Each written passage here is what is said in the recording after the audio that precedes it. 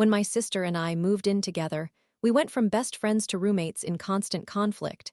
After a heated argument, I left, leading to a breakdown and hospitalization. Now, she seems like a stranger, and I wonder what happened to her.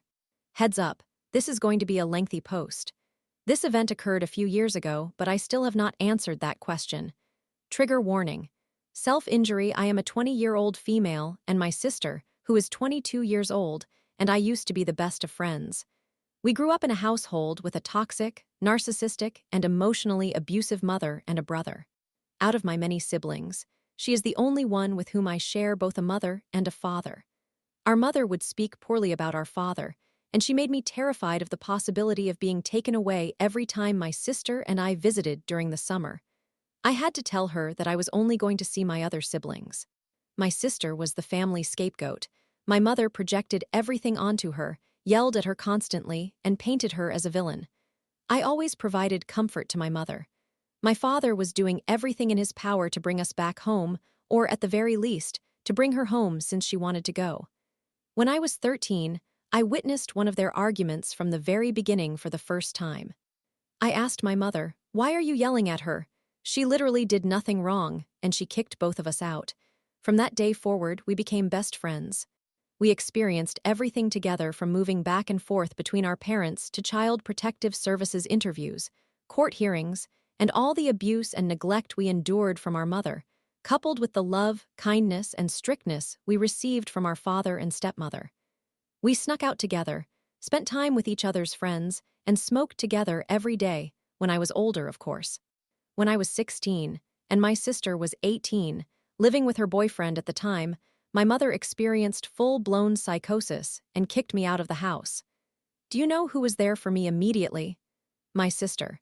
She isn't the only person who helped. My father and stepmother dropped everything to drive across the country to come get me. In short, we had to return to the other side of the country to live where the rest of our family was. My sister did not join us since she was fully independent and living with her boyfriend at the time, even though he was toxic. I completed school and saved up my money. On the other side of the country, my sister lived in an apartment with her best friend since childhood, but was kicked out after meeting her new boyfriend due to a lot of drama between them, and I am unsure what to believe at this point. Since it was always planned that, when I turned 18, we would get an apartment together, we did, along with her new boyfriend. It was a 2-bedroom apartment, and it was a total nightmare. It was not entirely negative. We still had fun together at times, and I have many good memories from that house. The issues arose because I did not seem like a very good roommate. They would constantly criticize me for things that were not cleaned or done properly. I left dishes unwashed overnight, did not clean the counter, left the television on, and needed to clean my cat's litter box, so I completed those tasks. I apologized and did what they requested: washing dishes, wiping down counters, scrubbing floors, and organizing the living room after returning home from a long workday. I ensured the television was off when I left the house. However, someone was leaving the lights on, and it was not me. I was also paying these bills, so I politely asked them, "Can you please turn off the lights when you leave the house? I have come home numerous times to find the lights left on all day." I do not remember their exact words, but their response was essentially that it was their house, and they could do as they pleased without listening to me. There was a situation where I had laundry sitting in the dryer when my sister needed to use it one morning. She banged on my locked door, shouted at me, and then dumped my clean laundry all over the floor in front of my bedroom door. Despite that incident, the next time I needed the dryer, and her clothes were in it while she was not home, I found a clean laundry basket and placed her clothes inside for her. When she discovered this, she yelled at me for touching her clothes. That is just one of many examples of the double standards she exhibited. It reached a point where, with 2 people telling me I was difficult to live with every single day, I began to feel very depressed. I should add that she stopped smoking right around the time she got her new boyfriend. Although he smokes, it is not because of him, and she strongly disapproved of my continued smoking. She mentioned that it could lead to psychosis, similar to what happened to our mother, and was genuinely concerned. I understood her worry.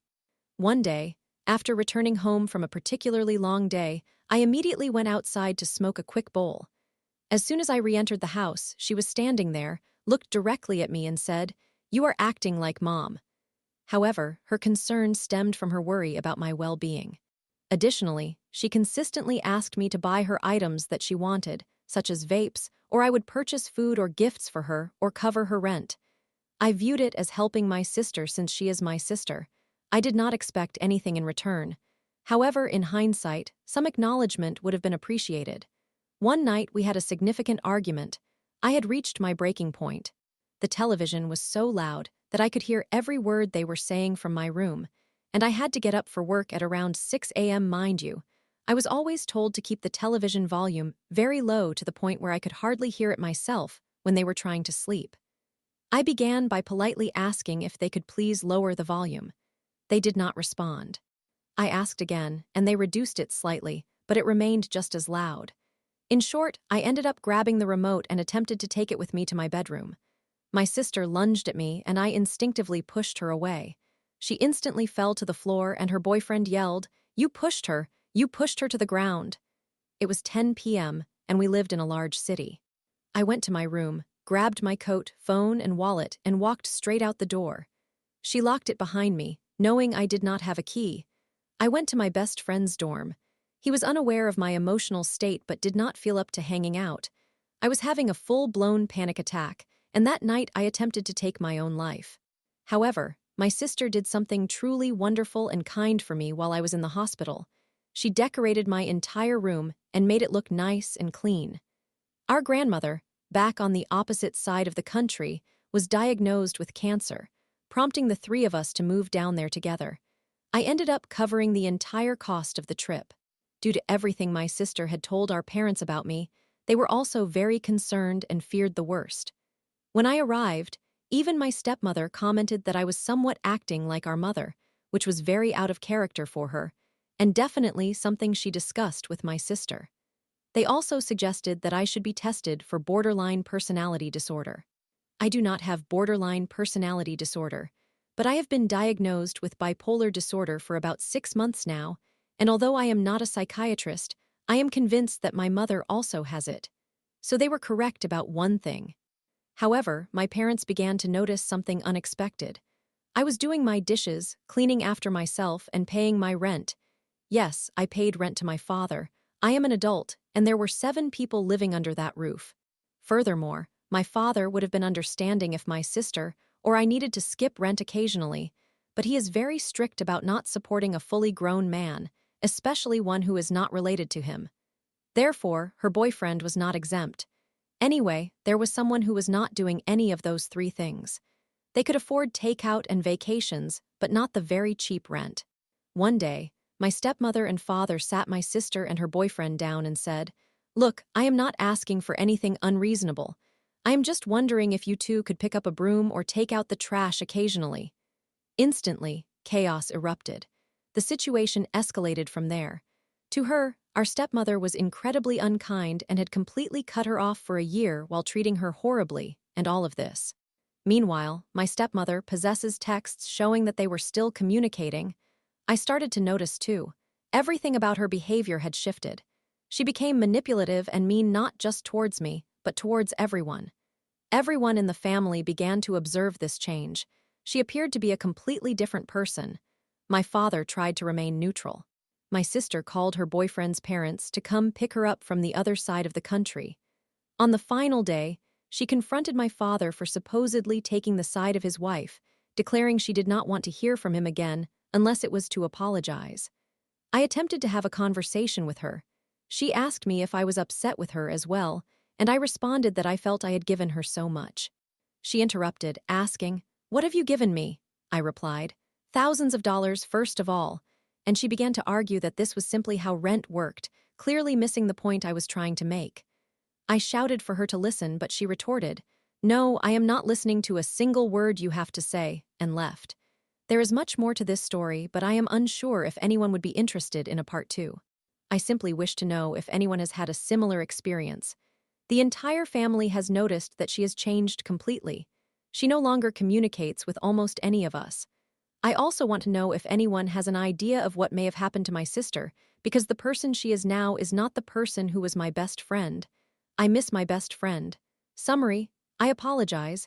I am unsure how to summarize this. Story 2. After getting set up with a friend's fiancé, I thought we were on the same page. But when she ghosted me to go back on Tinder, I felt used and betrayed. Should I confront her or let it go? A backstory for this post. My best friend's fiancé has been attempting to set me up with one of her friends for over a year. I was not familiar with this woman at all. We only crossed paths a few times. We were always aware of each other. She unexpectedly reached out to me, and we began chatting constantly, which was enjoyable. Once we established that we were interested in one another, we went on a date. During that date, she expressed that she wanted to take things very slowly and that she does not engage in casual relationships, which I completely accepted. I felt quite anxious because I had been hurt multiple times in the past, and I wanted everything to go smoothly because of our mutual friends. I was quite reserved. She was a very busy individual. She worked, attended school, and took part in sorority activities. We were only able to hang out once or twice a week for a few hours. I did notice a few concerning behaviors, such as her never accepting compliments or giving them, and she never asked me to hang out, instead simply informing me when she was available. One night, we discussed the possibility that perhaps we were both pursuing this relationship because it was what our friends desired. We both agreed that was not the case. I had been informed that she had never had a nice guy or experienced a healthy relationship, so I assumed she did not know how to accept it. The man before me had ghosted her unexpectedly after about 4 months, leading me to believe she was simply hurt. There wasn't much time between my arrival and her previous partner, but I didn't discover that until about a month and a half into our connection. Fast forward 3 months, and she ended the relationship. I hesitate to say I was blindsided. I sensed something was off, but I was trying to be understanding of her busy schedule. I know what it is like to work full-time while attending college. When she broke up with me, she stated that now is not the right time for her, that she needs to focus on herself, that she is not going to try to date anyone else after this, and that her only focus is school and work. Then, a few days later, I saw her on Tinder looking for something short-term, which baffled me because it seemed to contradict everything she had told me. She could have simply said she did not like me and was not feeling a connection, and I would have completely understood. I feel more hurt that she outright lied to me, making me feel like I was just her emotional crutch due to her unresolved feelings about the last guy. I feel as if I was used. She ultimately blocked me and removed me from all social media platforms. The most painful part is that she is acting as if I never existed, even though her best friend is engaged to my best friend. No one really knows the details and has not asked because it would create confusion within the friend circle, and they are unlikely to receive a straight answer from her. I understand that my best friend's hands are tied, as he cannot intervene since he doesn't really know her. I was at least hoping that his fiancé would take a stand for me and ask her, "Why would you do this to him?" or seek out the truth. They are aware of all the times I have been hurt and understand my pain.